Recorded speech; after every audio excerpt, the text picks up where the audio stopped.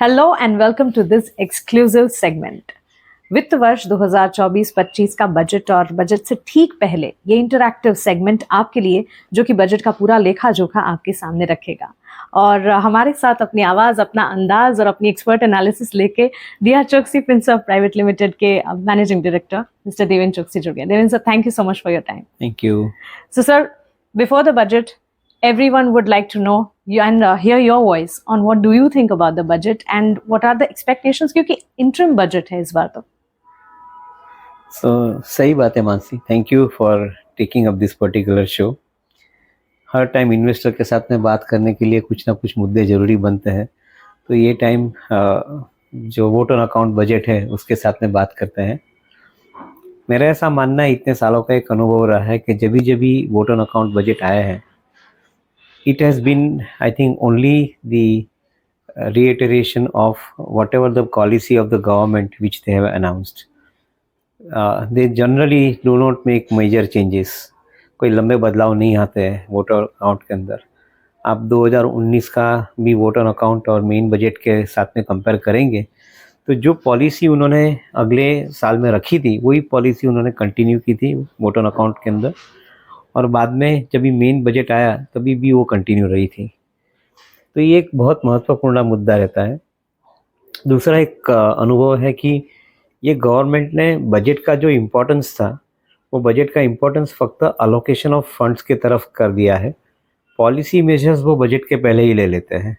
आप लास्ट 10 साल का इतिहास निकाल के देखें तो in every successive year what ever the programmes that the government has launched, they have not waited for the budget to come up for launching those programs. They have actually launched every program, largely in the area of infrastructure, among others, during the course of the year. And in budget, they have only succeeded with allocation of money. That's true. From time to time.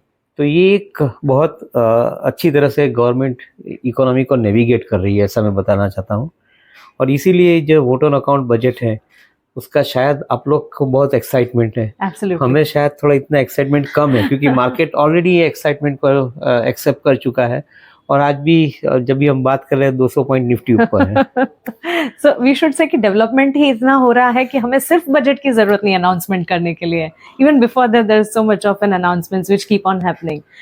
Absolutely. So sir, understanding that it's an interim budget, लेकिन फिर भी कुछ के areas of focus होंगे जिस पर, because we have seen there is exclusive reports भी जो हमारी रिसर्च टीम पोस्ट कर रही है लगातार। So what are the key areas of focus इस बार? So I think जो हम लास्ट टाइम हमने एक थीम रखा था, वो थीम था एग्रीकल्चर, इंफ्रास्ट्रक्चर और मॉनेटरी पॉलिसी रिजिम का, AIM का थीम रखा था, और उनके अंदर हमने सबसे ज़्यादा थ्रस्ट दिया था इंफ्रास्ट्रक्चर को। ये गवर्नमेंट सिस्टमेटिकली इंफ्रास्ट्रक्चर के ऊपर ज़्यादा से ज़्यादा काम कर रही है। जो भी 2019-20 में प्राइम मिनिस्टर ने एक 2030 तक का इंफ्रास्ट्रक्चर का स्पेंडिंग का एक मैप रोड मैप रखा था, उसके अंदर they had committed for 110 lakh crore worth of spending in 10 years time. Last year they increased that amount silently to 142 lakh crores. That means that systematically they are putting more amount of thrust for spending in this particular times on infrastructure.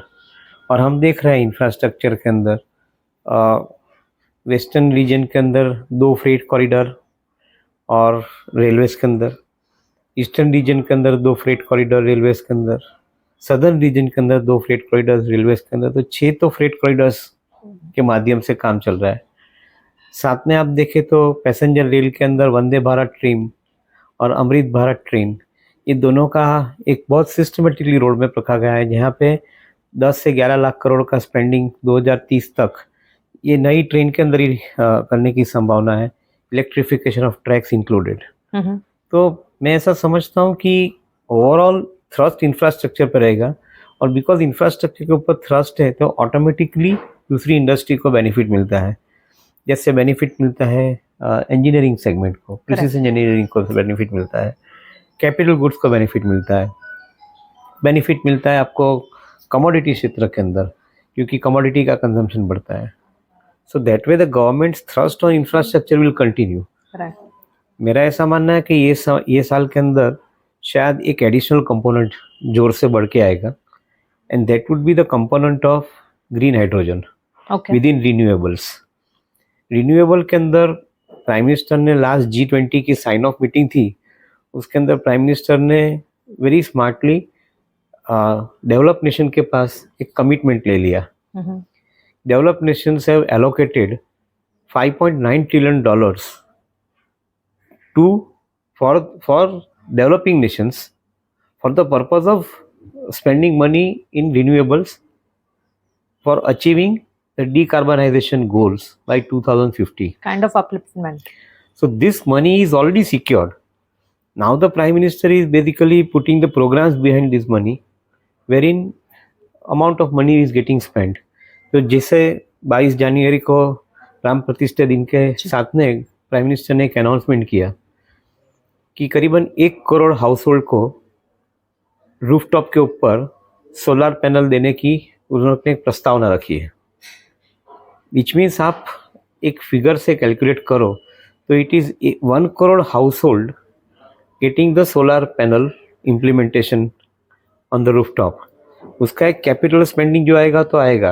I think we are counting that part of it definitely. इसका industry को जो benefit मिलना है जरूर मिलेगा, but आप उसका consumer को एक बेनिफिट देखें.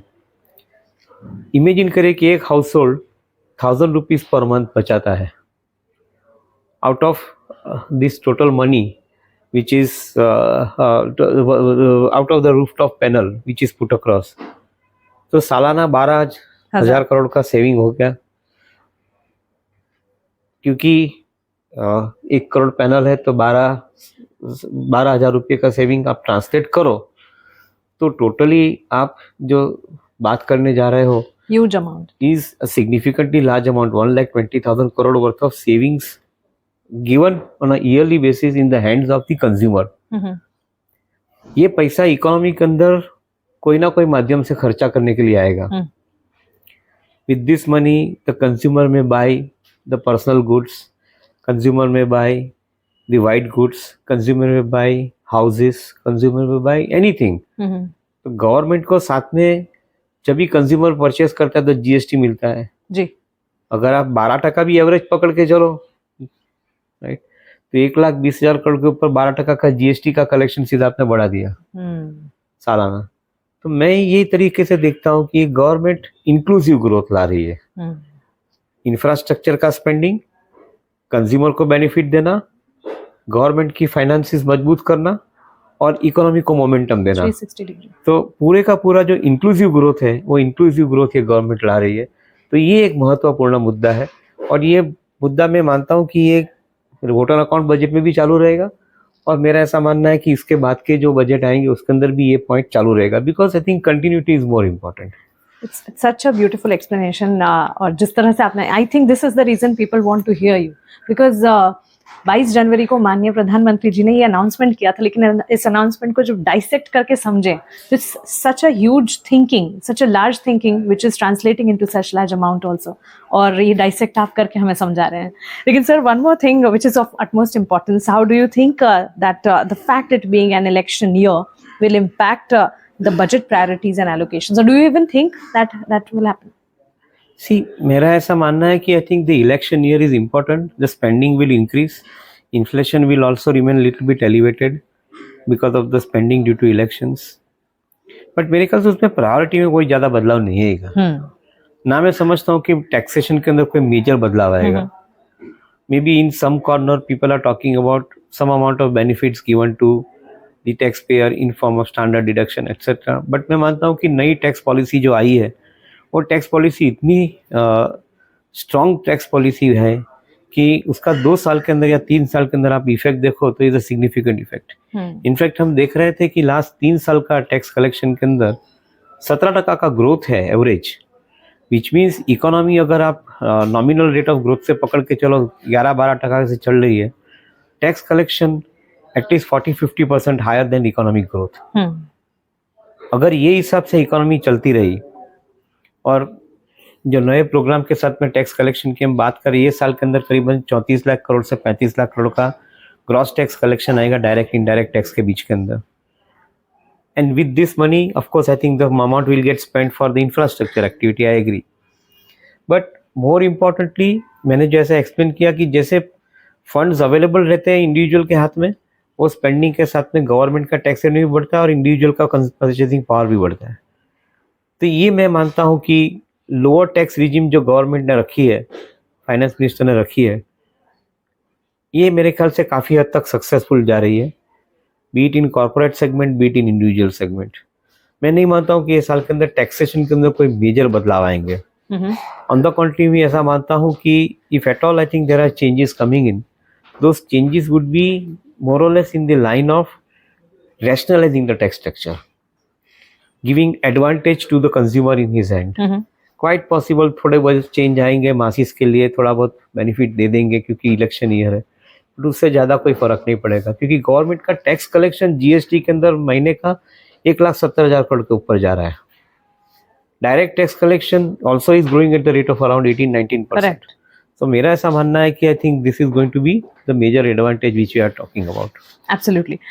Talking about economic landscape in particular और साथ ही ट्रेंड्स इकोनॉमिक लैंडस्केप को मद्देनजर रखते हुए, considering the global economic trends, क्या आपको लगता है फिस्कल पॉलिसीज में, बजट डिसीजंस में कोई influence in the upcoming year नजर आ सकता है?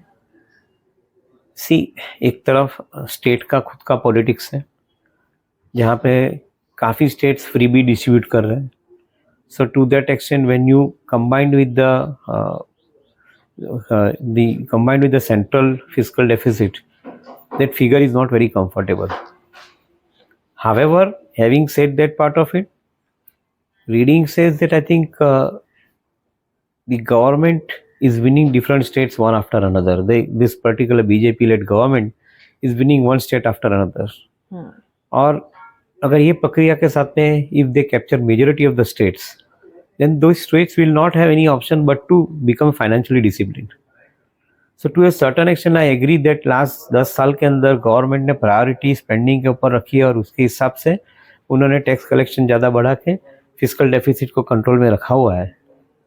मैं ऐसा मानता हूँ कि अगर स्टेट फाइनेंशियल डिसिप्लिन में आ जाते हैं तो एक बहुत बड़ा बदलाव आ सकता है. और उसके अंदर एक बहुत साइलेंट फैक्टर मैं ऑब्जर्व कर रहा हूँ कि वो स्टेट फाइनेंशियल्स डिसिप्लिन में आएंगे, उसका एक बहुत साइलेंट फैक्टर मैं ऑब्जर्व कर रहा हूँ, which is in the area of spiritual tourism. अगर आप देखें तो हर स्टेट जुड़ा हुआ है अपने स्टेट के अंदर स्पिरिचुअल टूरिज्म बढ़ाने के लिए. अयोध्या आप देखिए, उसके पहले वाराणसी यूपी के अंदर देखें, अभी द्वारका की बात चल रही है, मथुरा की बात चल रही है. गुजरात में द्वारका, यूपी में Mathura. Statue of Unity, Statue of Equality in Andhra. So Mahakal in Ujjain in Madhya Pradesh. तो मैं समझता हूँ कि every state is talking about reviving the spiritual tourism. Yesterday only we were reading, because we come from Mumbai, Maharashtra. So yesterday only we were reading कि सिद्धि विनायक का मंदिर का नवनिर्माण हो रहा है. So I think अगर हर स्टेट के अंदर स्पिरिचुअल टूरिज्म बढ़ता है तो जिसको मैं बोलता हूँ स्पिरिचुअल टूरिज्म को साथ में मैंने एक नई थियरी कॉइन की है विच इज कॉल्ड मंदिर इकोनॉमिक्स. मंदिर economics is a subject I think which is now traveling miles in this country. मैं ऐसा समझ रहा हूँ कि इंडिया के अंदर आज की तारीख में करीबन छोटे बड़े मिला के 35 लाख मंदिर है. और ये 35 लाख मंदिर के साथ में अगर हम जोड़े के 4 आदमी का एक मिनिमम डायरेक्ट एम्प्लॉयमेंट है और वो 4 आदमी के साथ में 6 आदमी का इनडायरेक्ट एम्प्लॉयमेंट है. Absolutely. तो करीबन 10 आदमी लोग का एम्प्लॉयमेंट है और 10 आदमी लोग की करीबन 4 की फैमिली आप पकड़ के चलो तो totally about 40 people are getting employed because of one मंदिर, one temple. अगर 35 लाख से आप जोड़ लो तो टोटली इंडिया की पॉपुलेशन के करीबन 15 से 20% पॉपुलेशन डायरेक्टली और semi directly getting involve with मंदिर. और अगर हम उसकी इकोसिस्टम को ध्यान में रखें, रेलवेज बुकिंग, बस बुकिंग, टैक्सीज बुकिंग, तो कनेक्टिविटी की बात करें, खाने पीने की सुविधा की बात करें, करीबन इंडिया की 20 से 25% population is getting influence because of the mandir economy. And this is where I believe that every state is realizing now that if they open up more amount of spiritual destination in their state, like Jagannath Puri के अंदर जगन्नाथ जी मंदिर की नई प्रतिष्ठा हो रही है, नया पेरीफरी नई बन रही है वहाँ पे भी, तो उड़ीसा के अंदर भी ये चीज़ आ रही है. मैं ऐसा समझता हूँ कि this in itself I think will bring a lot of financial discipline if this program continues for next 10 years. This again is such an important observation and कहाँ हम ग्लोबल इकोनॉमिक ट्रेंड्स की बात कर रहे हैं, मंदिर इकोनॉमिक्स अगर देखें तो हम लिमिटेड भी नहीं है ज्योग्राफी को लेकर, because like you just said every state has its own tradition और वहाँ every state in some way or the other is focusing on this. So that's again a big one. Going ahead and talking about the GDP forecast. अब of course forecast है, लेकिन फिर भी expert opinion उस पर क्या है ये समझना ज़रूरी बनता है. तो आपके thoughts क्या हैं FY 24-25 के GDP forecast को लेकर, किस तरह से impact होंगे, ये economic policy पर किस तरह का असर पड़ता दिखेगा? जो लोग GDP को ज़्यादा नज़दीक से देख रहे हैं, उसके अंदर फाइनेंस मिनिस्ट्री है, उसके अंदर RBI है. RBI और फाइनेंस मिनिस्ट्री दोनों का ऐसा मानना है कि करीब हम 6.5 या 7% के बीच में GDP ग्रोथ के साथ में चलेंगे, और ऐसा पकड़ के चलते कि करीबन 4.5-5% के बीच में इन्फ्लेशन सेट होता है. तो 7% का GDP का ग्रोथ और उसके ऊपर 5% का इन्फ्लेशन, तो economy is expected to grow at 12%. If economy is growing at 12%, मेरा ऐसा मानना है कि corporate earnings will be growing at 15-18%. Generally 40-50% markup रहता है इकोनॉमिक ग्रोथ के ऊपर कॉर्पोरेट अर्निंग का, और ये समय के अंदर जो हिसाब से इकोनॉमी के अंदर इंफ्रास्ट्रक्चर अंदर स्पेंडिंग हो रहा है, सर्विस सेक्टर के अंदर स्पेंडिंग हो रहा है, टूरिज्म की हमने बात की उसके अंदर स्पेंडिंग हो रहा है, मेरा ऐसा मानना है कि next in line would be one big factor which will make the complete difference in next 10 years by 2030 and thereafter, and that factor would be the cost of electricity. Okay. क्योंकि आपके सवाल के अंदर मैंने दूसरा पॉइंट जोड़ दिया है, बट इलेक्ट्रिसिटी की कॉस्ट सिस्टमेटिकली नीचे आने की संभावना बनती है. ग्रीन हाइड्रोजन की आप बात करो तो ग्रीन हाइड्रोजन की आज की तारीख के अंदर इलेक्ट्रोलाइजर प्रोसेस की जो कॉस्ट है वो करीबन $4 से $6 पर केजी की कॉस्ट है. ऑलरेडी रिलायंस और अडानी ग्रुप ने एक प्रोग्राम रखा है कि जिसके अंदर नए इलेक्ट्रोलाइजर की प्रोसेस के माध्यम से they will be possibly bringing down the cost of electrolyser to $1 to a KG by 2030. उसका सीधा मीनिंग क्या होता है? उसका मीनिंग ये होता है कि आज की तारीख के अंदर इंडस्ट्रियल पावर जो करीबन 9, 10, 11 रुपये में बिक रही है और रेसिडेंशियल पावर करीबन 6, 7 रुपये में बिक रही है, ये पावर की कॉस्ट घट के 1/4 हो जाएगी, which means I think the power would be available at a price which is below 3 rupees per unit. और जो कंपनियां कैप्टिव पावर बनाती है उनके लिए डायरेक्ट बेनिफिट है. जो कंपनी ये पावर स्टेट इलेक्ट्रिसिटी बोर्ड या प्राइवेट इलेक्ट्रिसिटी बोर्ड के पास बाई करती है, उनके लिए शायद थोड़ा प्रॉफिट का परसेंटेज कम मिलेगा, बट उनको भी बेनिफिट मिलेगा. What I observe is that if electricity cost comes down structurally, which is what this government is systematically doing, they are bringing down the electricity cost structurally. ये cost घट के आती है, तो this is going to be one more factor which will work in favor of industry in India, because cost structure will come down.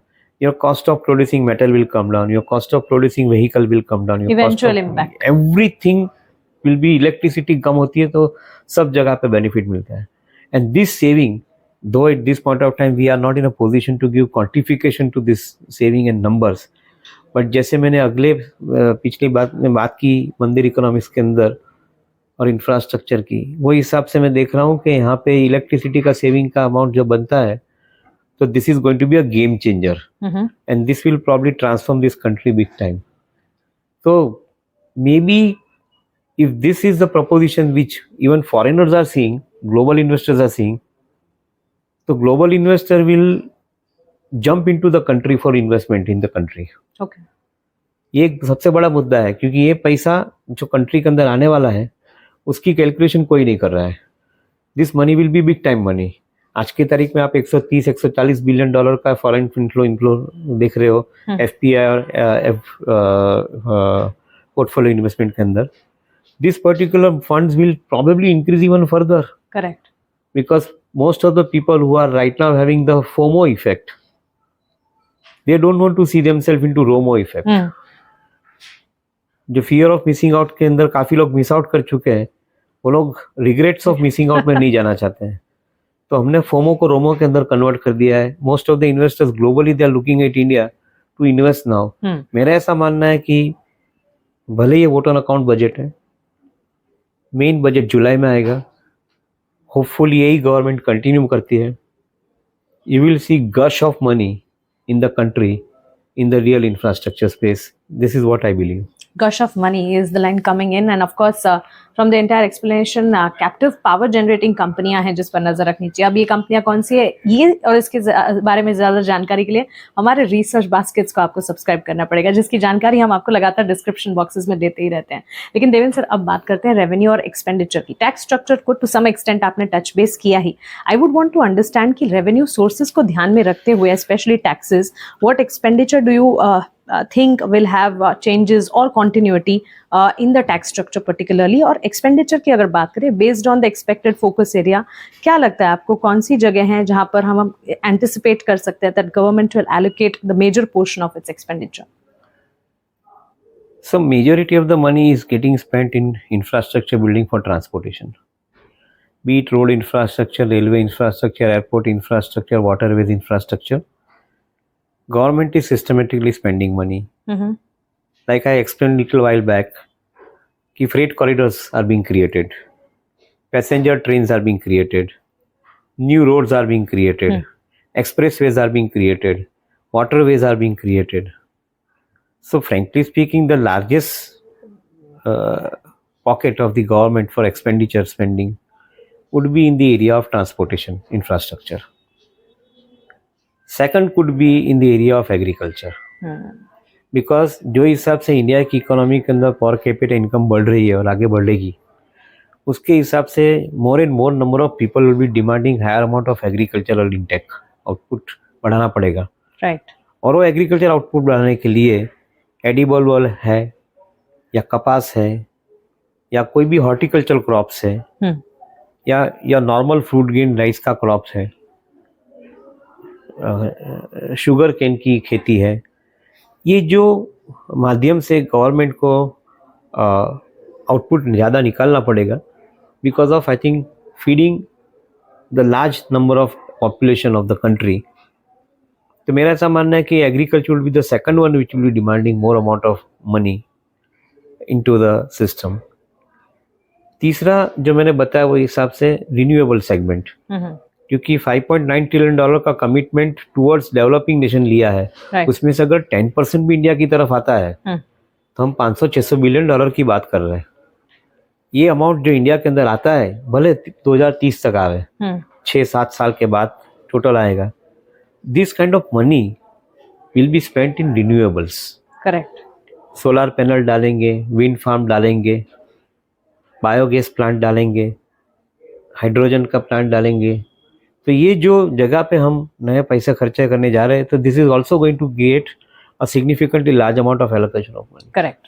So in my view point, avenues are many, priorities are already decided and government will keep on spending. जैसे rooftop solar की हमने बात की, अगर rooftop solar की हम बात करते हैं कि भाई 1 किलोवाट का प्लांट डालने के लिए आपको करीबन 40-50 हज़ार रुपये की ज़रूरत पड़ती है. अगर एक रूफटॉप के ऊपर आप 2 किलोवाट का भी प्लांट डालते हो सोलर का, तो आपको लाख रुपए की जरूरत पड़ेगी. अगर आप इसको एक्स्ट्रापोलेट करके नंबर को आगे चलाओ, तो गवर्नमेंट ने तो ऑलरेडी 1 करोड़ हाउस होल्ड के ऊपर का बजट रख ही दिया है. तो this means I think this is going to create a significantly large amount of spending in the economy. So I am remaining extremely watchful about the numbers, the possibilities, and I believe कि यहाँ से growth आने की बहुत बड़ी संभावना बनती है. Okay, so we are moving towards the most important and most actually awaited question जो आपसे सब जानना चाहते हो वो है मार्केट और इन्वेस्टमेंट साइकिल एंड अपॉर्चुनिटी. लेकिन उससे पहले एक छोटा सा सवाल फिस्कल डेफिसिट पर भी. ज़्यादा समय आपका नहीं लूंगी, लेकिन fiscal deficit as a percentage of GDP ये भी एक क्रिटिकल मेट्रिक है. अगर हम देखें तो 5.5-5.6% के आसपास आई थिंक हम लोग ये रेशियो पे चल रहे हैं. ये रेशियो आउट ऑफ कंट्रोल नहीं जा रहा है. अगर आप ऐसा मान के चलते कि भी 4% के पास आना चाहिए फिस्कल डेफिसिट का नॉर्म्स, मैं मानता हूँ क्या आ सकता है 4% के आसपास. ऐसा नहीं है कि नहीं आ सकता है, बट प्रायोरिटी क्या है आज की तारीख में? प्रायोरिटी है कि आप जितना टैक्स कलेक्शन करो उससे दुगना आप स्पेंड करो. करेक्ट. अगर 2023 का साल देखें तो करीबन 45 लाख करोड़ का स्पेंडिंग किया इकोनॉमी के अंदर आपने. टैक्स कलेक्शन किया था करीबन आपने 23-24 लाख करोड़ का या 26 लाख करोड़ का. I don't have exact number. ये साल के अंदर आप टैक्स कलेक्शन करने जा रहे हो 34-35 लाख करोड़ का. अगले साल आप टैक्स कलेक्शन करने जा रहे हो 40 लाख करोड़ के ऊपर, 42-43 लाख करोड़. तो दैट मीन्स कि the ability of the government against the tax collection to spend is almost twice. Correct. And if they keep on spending that kind of money, they are also producing good amount of tax revenue because of this spending. Absolutely. So to a greater extent, the fiscal deficit is structurally coming down. It is not going up. और जो हिसाब से मैंने state level का economics समझाया आपको, मंदिर economy के साथ में जुड़ा, स्पिरिचुअल टूरिज्म के साथ में जुड़ा समझाया, मेरा ऐसा मानना है कि over a period of time I think the fiscal deficit will structurally come down. उसके लिए आपको बहुत ज़्यादा मेहनत नहीं करनी पड़ेगी. एब्सोल्युटली. सो सर, मार्केट और इन्वेस्टमेंट क्लाइमेट कैसा लग रहा है इस वक्त, और एंटिसिपेटेड बजट जो है उसका असर किस तरह का पड़ेगा बाजार पर? सो वोट ऑन अकाउंट बजट में कोई इतना ज़्यादा इम्पोर्टेंस नहीं देता हूँ, और ना ही मैं बजट को बहुत ज़्यादा इम्पोर्टेंस देता हूँ from the point of view of market. Budget is extremely important from the point of view of economy and the direction, but for the market it's okay. Market already ये चीज़ समझ चुका है. Market already ये चीज़ समझ के चल रहा है कि इकोनॉमी के अंदर ग्रोथ आ रहा है, जैसे हमने इतनी चर्चा की. तो मैं ऐसा मानता हूँ कि I think overall market direction remains absolutely positive and convincing. I don't think that the market direction के अंदर कोई ज़्यादा बदलाव आएगा. With budget, after budget, before main budget, after main budget कोई ज़्यादा बदलाव नहीं आएगा. जो चीज़ के ऊपर इन्वेस्ट को सबसे ज़्यादा चिंतित होना जरूरी बनता है, आप गलत भाव में शेयर लोगे तो बहुत पछताओगे. आज की तारीख के अंदर मार्केट के अंदर मैं देख रहा हूँ कि एक यूफोरिया बना है. Investor by at any price कर रहा है, जिसको हम एक शॉर्ट फॉर्म में एक्रोनिम में बोलते तो बाप, by at any price, BAAP. आप अगर बाप के अंदर फंस गए तो बहुत लंबी कॉस्ट देनी पड़ेगी आपको. ये इन्वेस्टर समझ लें. गलत दाम से आप शेयर परचेज ना करें. कोई भी कंपनी को प्रॉफिट कमाने के लिए एक समय लगता है. जैसे मैंने समझा कि इकोनॉमी का ग्रोथ 11-12% का है जीडीपी ग्रोथ. कंपनी अगर 15-20% कमाती है तो एक्सेलेंट बोलना चाहिए. अगर वो कंपनी कोई साल के अंदर 30% कमा ले तो सुपर एक्सीलेंट बोलना चाहिए. उसके बाद में वो कंपनी 30% मेंटेन नहीं कर पाई और आपने गलत वैल्यूएशन पे शेयर ले लिया, 50, 60, 70, 80, 90 के वैल्यूएशन के ऊपर शेयर ले लिया, तो आपको पेन ज़्यादा भुगतना पड़ेगा. ये चीज़ के ऊपर आप ध्यान रखें. फंडामेंटल सब अच्छे हैं, वैल्यूएशन को आप समय से ज़्यादा आगे बढ़ाएंगे तो शायद पेन ज़्यादा रहेगा. सो बाजार का अंडरटोन काफी बुलिश नजर आ रहा है, सेंटिमेंट्स काफी पॉजिटिव है, और बजट एक important event which we are going to watch out for. और बजट से ठीक पहले बजट का सारा लेखा जोखा आसान भाषा में, स्पष्ट भाषा में, और उस भाषा में जो कि शायद आपने सुनी ना हो, क्योंकि डीप डाइव एनालिसिस कर जब बारीकियों की बात करते हैं हम, तब एक अलग ही उसका एक असर होता है. Thank you so much Devendra sir for your time and for all the analysis. Thank you, Mansi, for taking this initiative to put up this show for us. Thank you. Namaskar.